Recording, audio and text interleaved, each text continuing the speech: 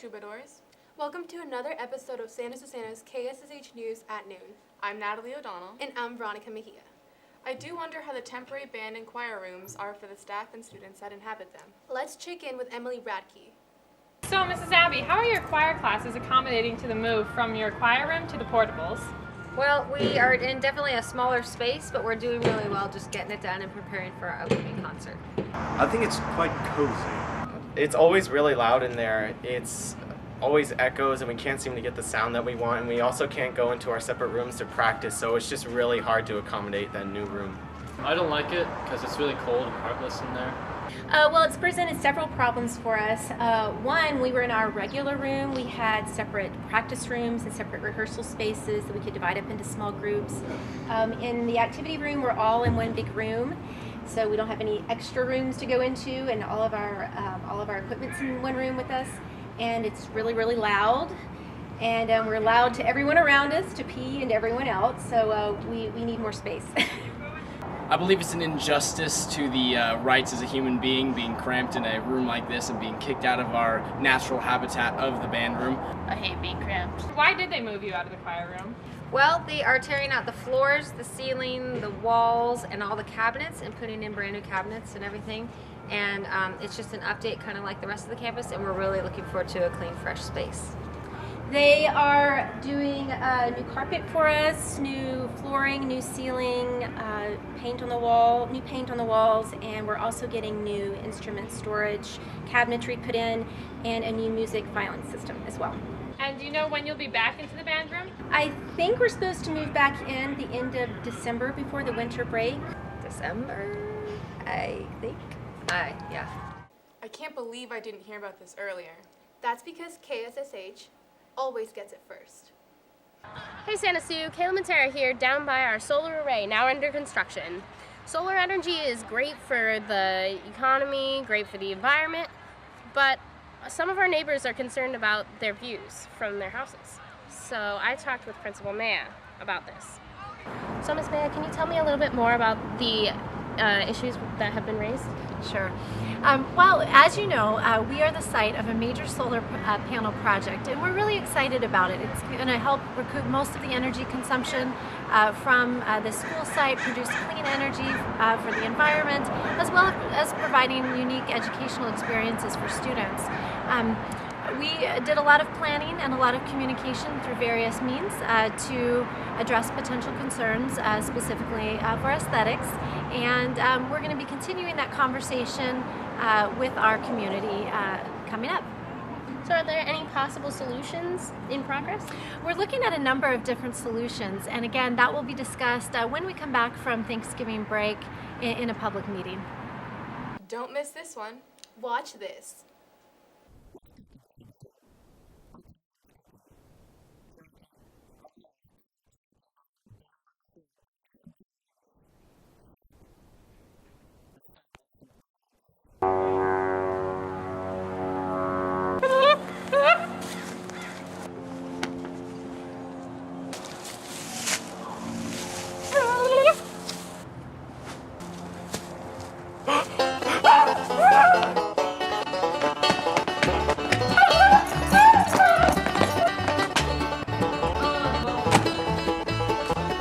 Quarky, what do we do?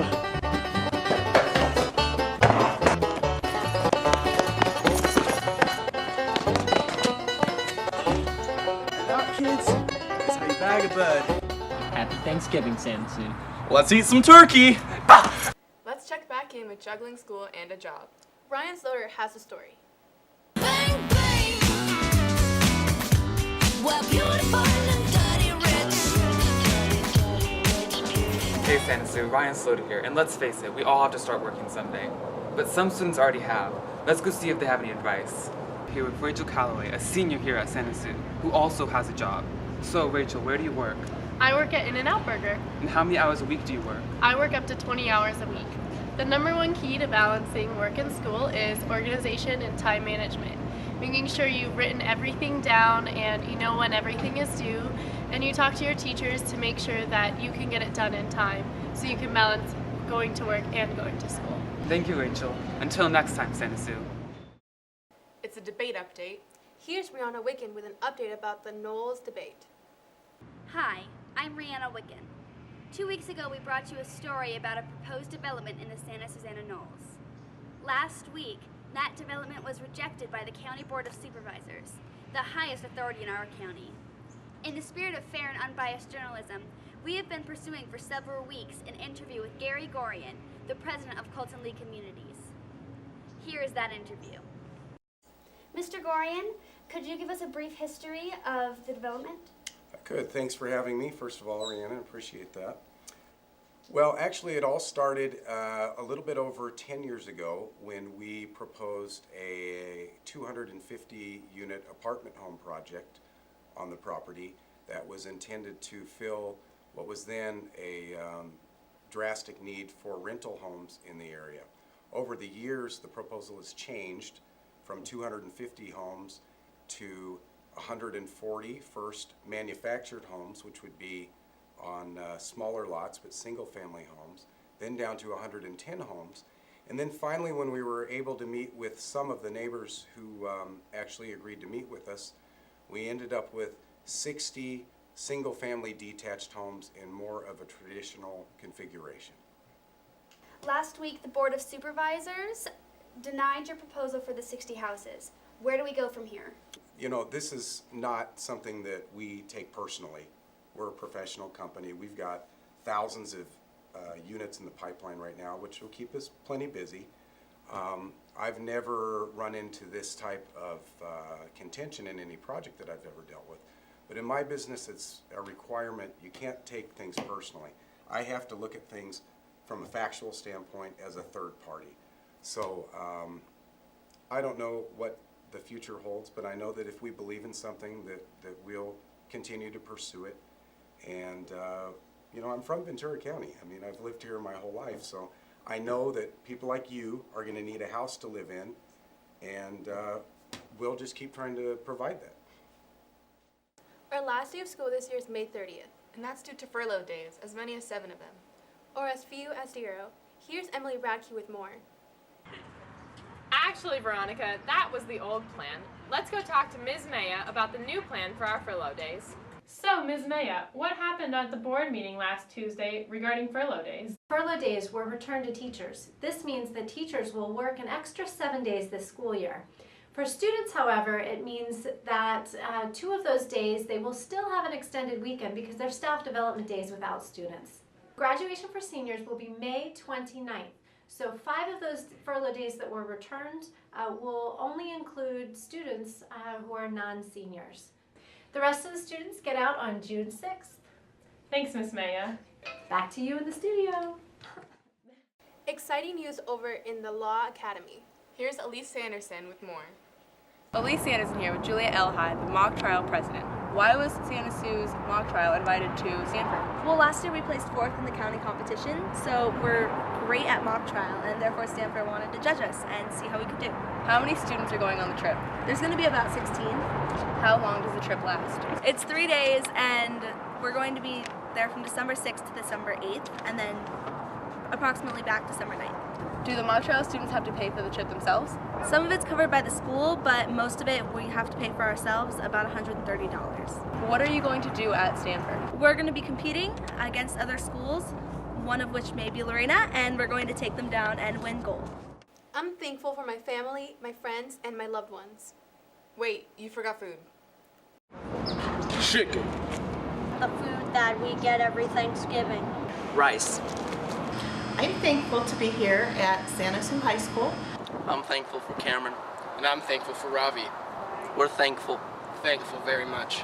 The wonderful family that I have, including my new grandson. Well, I'm grateful and thankful for many things, but number one is my soon-to-be baby, Penelope.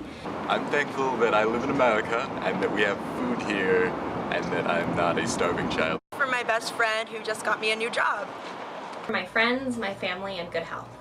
I'm thankful for everyone emptying their water bottles before they throw them in the recycling so that we don't have to do that. I'm thankful that I have this job. I don't consider it a job, I consider it a career of teaching young people to be the best that they can be.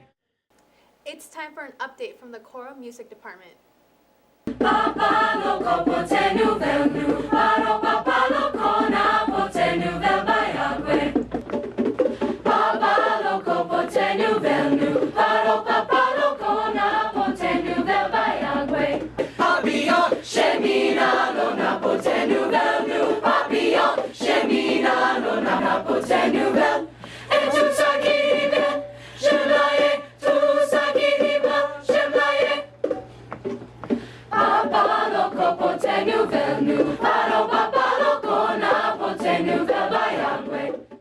It's like the WWF of literature. The Poetry Slam, that is. But soft, what light beyond her window breaks? 'Tis the east, and Juliet is the sun. Rise up, beautiful sun, and kill the jealous moon.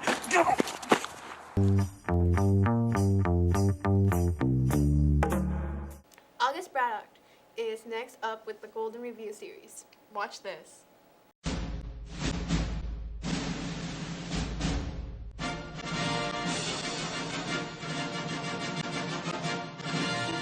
Here we have the first Golden Review of a film in theaters right now. The film is Gravity, starring Sandra Bullock and George Clooney. It is an extraordinary film. It opens with a 13-minute one-take shot.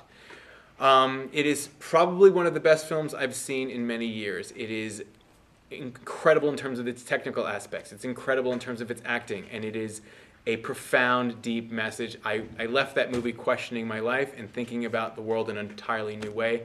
It is also incredible in 3D and IMAX. It is a must-see. You cannot miss it in the theater. It is one of the best films I've ever seen. Go see Gravity. 'Tis the season to be instrumental. Hoorah! Oh look, carolers are coming. Look at the door.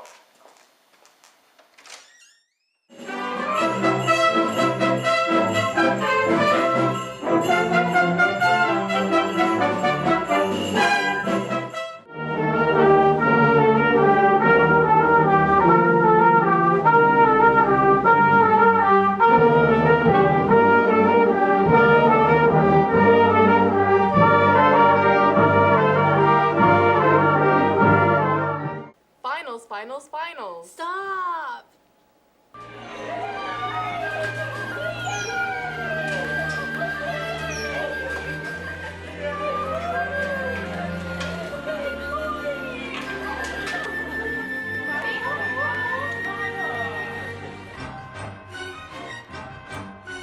Sortez vos crayons.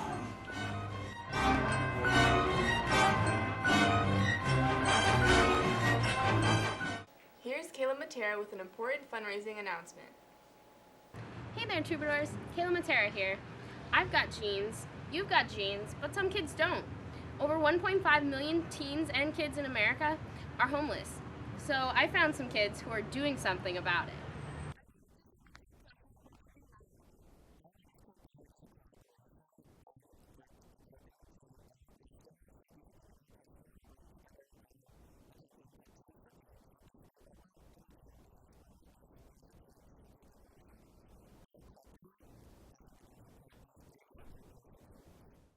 That's the way it is. November 21st, 2013. Have a radical day, Santa Sue. We're out on the hunt for attractive straight men. Let's go check I can't it out. find any so far. Can't find any so far. Look. Oh, it's deserted.